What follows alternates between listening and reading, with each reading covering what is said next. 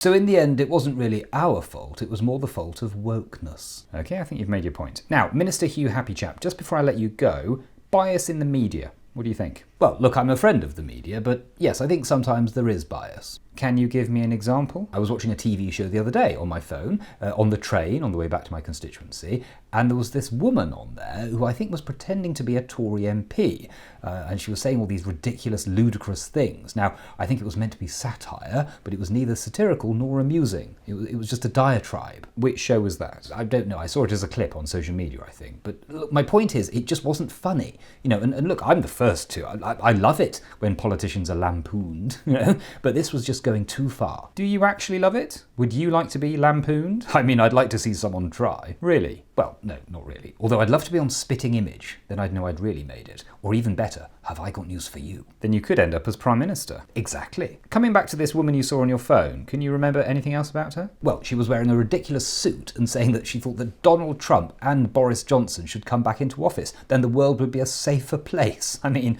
satire has got to be believable. I think you might be talking about Andrea Jenkins. Is that what she calls herself? I mean, she could at least have picked a more plausible name.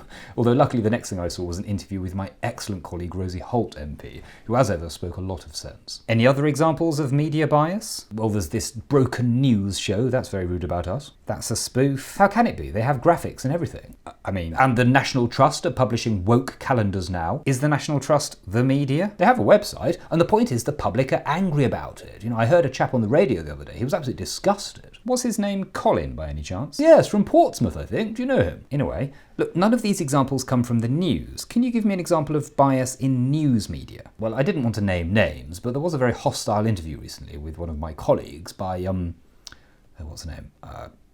Fanny Burney? Fanny Burney. Yes, she badgered him with questions he didn't have the answers to.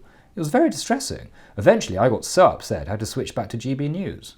It's like a warm bath. Thank you, Minister. Next up, as the Oscar nominations are announced, we ask, which of these films have you seen? And why is it only Barbie?